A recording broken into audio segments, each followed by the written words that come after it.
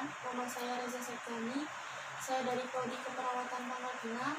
Di sini saya akan menjelaskan sedikit tentang sejarah dan perkembangan keperawatan. Sejarah adalah suatu kejadian atau peristiwa yang terjadi pada masa lampau, baik peristiwa kejadian menyenangkan maupun tidak menyenangkan.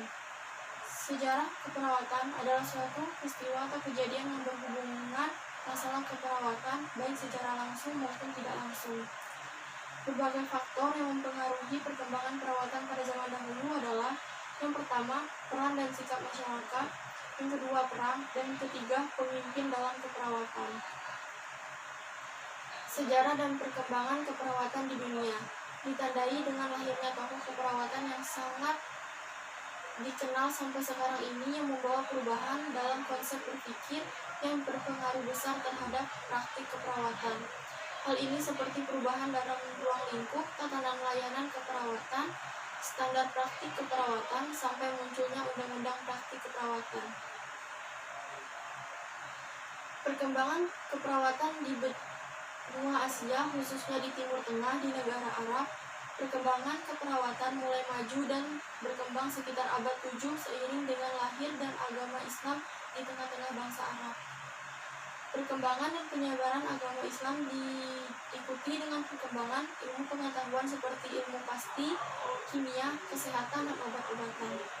Bahkan dalam kitab suci Al-Quran tertulis pentingnya menjaga kebersihan diri, makanan, dan lingkungan sekitar tempat tinggal. Pada masa ini muncul tokoh Islam dalam keperawatan yang dikenal dengan nama Rufaidah. Perkembangan perawatan dan pengobatan di negara Cina atau Tiongkok. Bangsa Tiongkok telah mengenal penyakit klanin, di antaranya gonorrhea dan sifilis.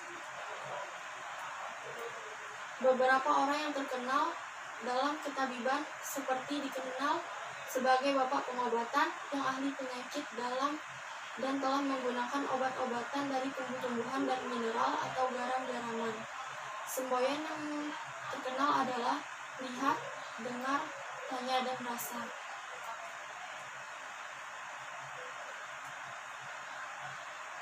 Pada akhirnya di negara Inggris terjadi kemajuan yang pesat dalam bidang keperawatan. Perhimpunan ini bertujuan untuk mempersatukan perawat-perawat yang ada di seluruh Inggris. Kemudian pada 1 Juli 1899, Aaron Wick juga mendirikan sebuah lembaga yang disebut International Council of Nurses atau ICN.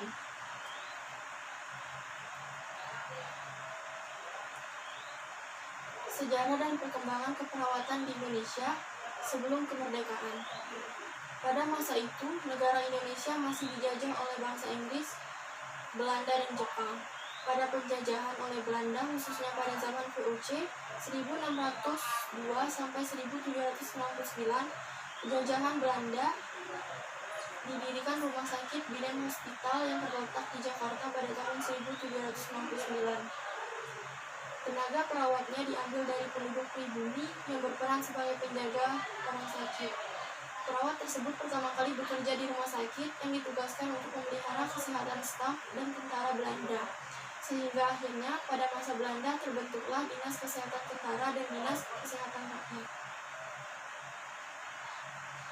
Pada masa penjajahan Belanda II, 1816 sampai 1942, beberapa rumah sakit dibangun khususnya di Jakarta, yaitu pada tahun 1819.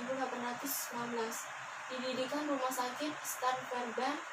Kemudian pada tahun 1919, rumah sakit tersebut pindah ke Salemba dan sekarang dikenal dengan nama RSCM.